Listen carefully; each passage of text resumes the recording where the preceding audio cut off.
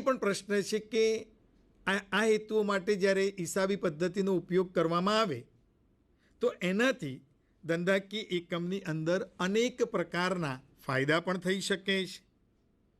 આમ તો જે હેતુઓની મેં ચર્ચા કરી એ જ હેતુઓને આપણે ફાયદામાં કે ઉપયોગિતામાં પરિવર્તિત કરી શકીએ છીએ, કારણ કે આપણા હેતુઓ પૂર્ણ થાય એટલું આપણને ઉપયોગી બને એ આપણા માટે ધંધાકીય એકમ માટે ફાયદારૂપ છે. તો આવા જે ફાયદા છે એ ફાયદાઓ વિશે આપણે ચર્ચા કરીએ તો હિસાબી પદ્ધતિના ફાયદામાં પહેલો ફાયદો છે હિસાબી માહિતી પ્રાપ્ત થાય છે કે જે હિસાબો ચોપડે નોંધવામાં આવ્યા છે ધંધાના માલિકોને જ્યારે પણ જરૂર પડે ત્યારે ચોપડામાંથી એ તરત જ માહિતી મેળવી શકે છે.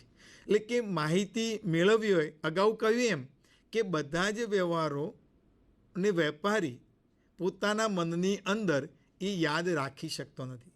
મર્યાદિત વ્યવહારો હોય તો યાદ કદાચ રાખી શકે, પરંતુ ધંધાની અંદર તો અનેક વ્યવહારો થાય છે. હવે આ બધા જ વ્યવહારો એ યાદ રાખી શકે નહીં, પણ જો ચોપડે એની નોંધ કરેલી હોય તો એ નોંધના કારણે આપણે હિસાબી માહિતી મેળવી શકીએ. નફાકારકતા, નફો થયો કે નુકસાન થયું એ આપણે જાણી શકીએ. આમ પણ હેતુ પણ એ જ હતો, નફાકારકતા જાણવા, અને સમગ્ર વર્ષ દરમિયાન જે કંઈ બનાવો કે ઘટનાઓ ઘટી છે, જે કંઈ વ્યવહારો અસ્તિત્વમાં આવ્યા છે એના કારણે સારાંશ કાઢવામાં આવે અને સારાંશમાં જાણવા મળે, એટલે કે વાર્ષિક હિસાબો તૈયાર કરીએ ત્યારે એ વાર્ષિક હિસાબોની મદદથી ધંધામાં કેટલો કાચો નફો થયો, કેટલો ચોખ્ખો નફો થયો, ખોટ થઈ છે એ જાણી શકાય છે. એટલે નફાકારકતા જાણવા માટે પણ હિસાબી પદ્ધતિ આપણને મદદરૂપ બનતી હોય છે. ત્રીજું છે આર્થિક સ્થિતિ જાણવા માટે. આર્થિક સ્થિતિ એટલે કે ધંધાની અંદર મૂડી કેટલી છે, દેવું કેટલું છે, સામે મિલકતો અને લેણું કેટલું છે. આ જે આર્થિક સ્થિતિ છે એ ધંધાની આર્થિક સ્થિતિ કેવી છે આ ક્યારે ખબર પડે કે જ્યારે વર્ષના અંતે વેપારી દ્વારા જે હિસાબી પદ્ધતિ તૈયાર કરી છે અને વાર્ષિક હિસાબો તૈયાર કરે છે અને વાર્ષિક હિસાબોની અંદર એનું જે બેલેન્સ શીટ એટલે કે પાકું સરવૈયું તૈયાર કરવામાં આવે ત્યારે પાકા સરવૈયા ઉપરથી મૂડી, દેવું, મિલકતો અને લેણું એ જાણી શકાય છે. એટલે આર્થિક સ્થિતિ પછી કરવેરાનું આયોજન, કારણ કે સમયાંતરે ધંધાકીય એકમે સરકારમાં ટેક્સ ભરવો પડે છે. કયા કયા કરવેરા સામાન્ય રીતે હોય છે તો ધંધાકીય એકમ દ્વારા વેટ ચૂકવવામાં આવે, એટલે કે ગ્રાહક પાસેથી વસૂલ કર્યો છે સરકારમાં એ ભરવાનો છે, એટલે વેટ છે. નફો થાય એ આવક ઉપર ઇન્કમ ટેક્સ છે.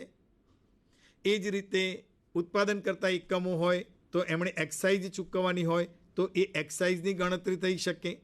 બહારથી માલ ખરીદેલો છે તો કસ્ટમ ડ્યુટી છે તો એ કસ્ટમ ડ્યુટીનો પણ ખ્યાલ આવે. સર્વિસ આપતા એકમો જે છે એમણે સર્વિસ ટેક્સ ભરવાનો હોય છે તો એ સર્વિસ ટેક્સ કેટલો ભરવાનો છે એ જાણી શકાય છે. આમ ધંધાકીય એકમમાં જ્યારે હિસાબી પદ્ધતિ એટલે કે ચોપડે જ્યારે એની નોંધ થઈ છે, આ હિસાબી પદ્ધતિથી આપણે કેટલો ટેક્સ ભરવાનો છે એનું પ્લાનિંગ કરવાનું, સમયાંતરે એ એડવાન્સ ટેક્સ તરીકે અથવા તો ફાઇનલ ટેક્સ તરીકે ભરવાનો આવે છે તો આ ટેક્સ ભરવાની બાબત પણ એ જાણી શકાય છે. ધંધાનું મૂલ્યાંકન પણ થઈ શકે. ધંધાનું મૂલ્યાંકન એટલે ઘણી વખતે ધંધાકીય એકમનું વેચાણ કરવું છે. સમગ્ર ધંધો આપણે વેચી દેવો છે.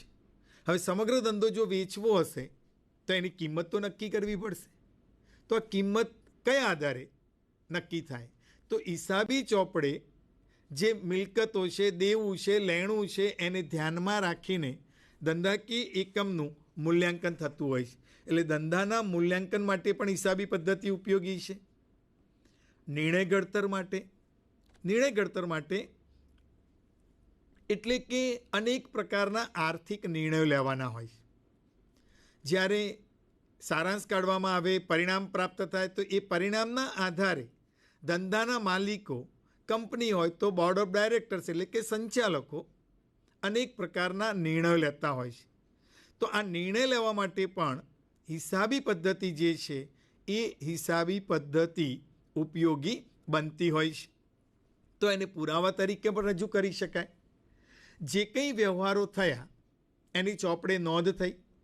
હવે ભવિષ્યમાં ક્યાંક કોઈક એવી મુશ્કેલી ઊભી થાય, કોઈક આપણી સાથે જે લેવડ દેવડ કરનાર છે એ વ્યવહારનો સ્વીકાર ન કરતો હોય, અથવા તો હિસાબોમાં ક્યાંક મુશ્કેલી ઊભી થઈ હોય, તો જે નામું લખાયું છે એટલે કે ચોપડે જે નોંધ થઈ છે એને પુરાવા તરીકે કોર્ટની અંદર પણ રજૂ કરી શકાય છે. કારણ કે જો લખ્યું હોય તો રજૂ કરી શકાય.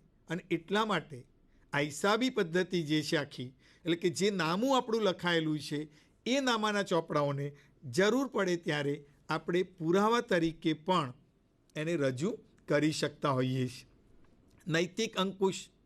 આ નૈતિક અંકુશની બાબત એ રીતે છે કે હિસાબી પદ્ધતિ એટલે કે ચોપડે જ્યારે આપણે નોંધ કરીએ છીએ વ્યવહારોની, એટલે ક્યાંક એકાઉન્ટન્ટની એટલે કે હિસાબનીશની માનવીય ભૂલના કારણે સ્વાભાવિક છે, એ પણ વ્યક્તિ છે, એટલે લખતા ક્યાંક એના દ્વારા પણ ભૂલ થાય. તો એવી કોઈ ભૂલો છે અથવા તો જાણી જોઈને કર્મચારીઓ દ્વારા એકમની અંદર કરવામાં આવતી ઉચાપત છે, નાણાકીય ગોલમાલ છે. તો આ નાણાકીય ગોલમાલ, છેતરપિંડી, ઉચાપત ને જો અટકાવવી હોય તો વ્યવહારોની પદ્ધતિસર નિયમબદ્ધ ચોપડે નોંધ થાય અને જ્યારે એને ચકાસવામાં આવે ત્યારે ક્યાંક આવી ભૂલો કે આવી ઉચાપતને આપણે શોધીને અટકાવી શકીએ છીએ. બીજા અર્થમાં કહીએ તો કામ કરતા જે કર્મચારીઓ છે, હિસાબોના માધ્યમથી કર્મચારીઓ ઉપર એક પ્રકારનો નૈતિક અંકુશ જેને કહી શકાય, આવો નૈતિક અંકુશ આપણે રાખી શકીએ છીએ. 9મો ફાયદો છે ભૂતકાળની કામગીરી સાથે તુલના.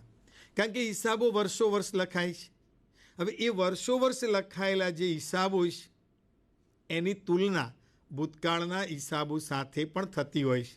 ગયા વર્ષે કેટલો નફો થયો, એના આગળના વર્ષે કેટલો નફો થયો, ગયા વર્ષે કેટલું વેચાણ થયું, એના આગળના વર્ષે કેટલું વેચાણ હતું, ખર્ચનું પ્રમાણ શું હતું, મિલકતોનું પ્રમાણ શું હતું. તો ભૂતકાળના જે આંકડાઓ આપણી પાસે છે, વર્તમાન સમયના અંતે, વર્ષના અંતે જે આપણે આંકડાઓ તૈયાર કર્યા છે, આ બંનેની સરખામણી કે કમ્પેરિઝન થાય છે. એટલે કે હિસાબો જે છે એ હિસાબોની ભૂતકાળના હિસાબો સાથે આપણે સરખામણી પણ કરીએ છીએ.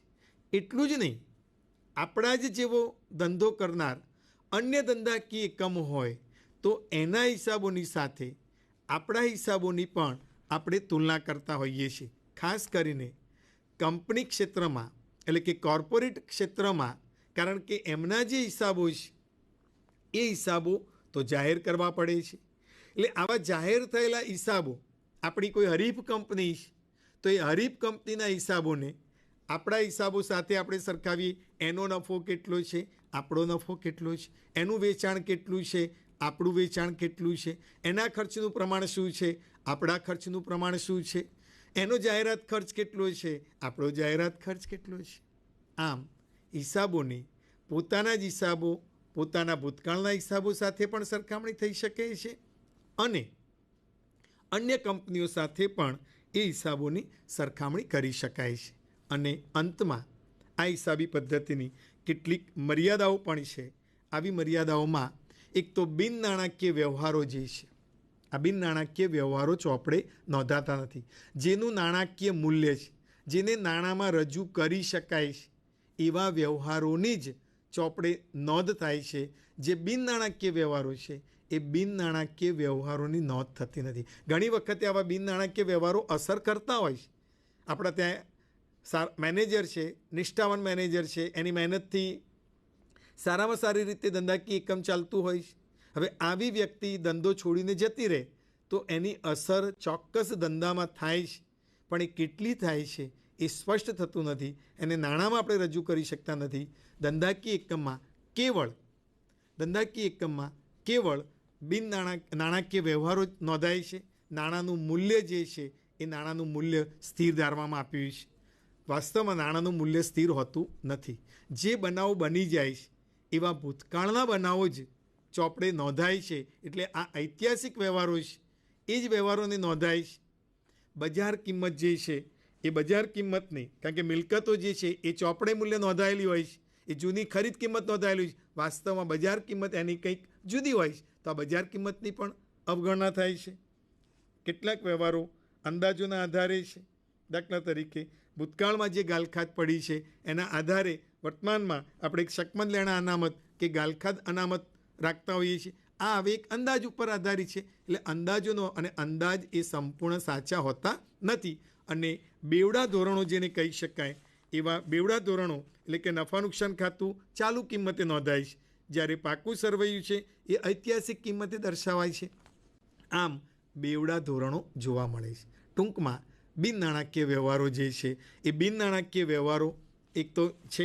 ત્યાર પછી ઐતિહાસિક વ્યવહારો, નાણાંનું મૂલ્ય સ્થિર ધારવામાં આવ્યું છે, બજાર કિંમતની અવગણના કરવામાં આવે છે, અંદાજોનો ઉપયોગ કરવામાં આવડે છે.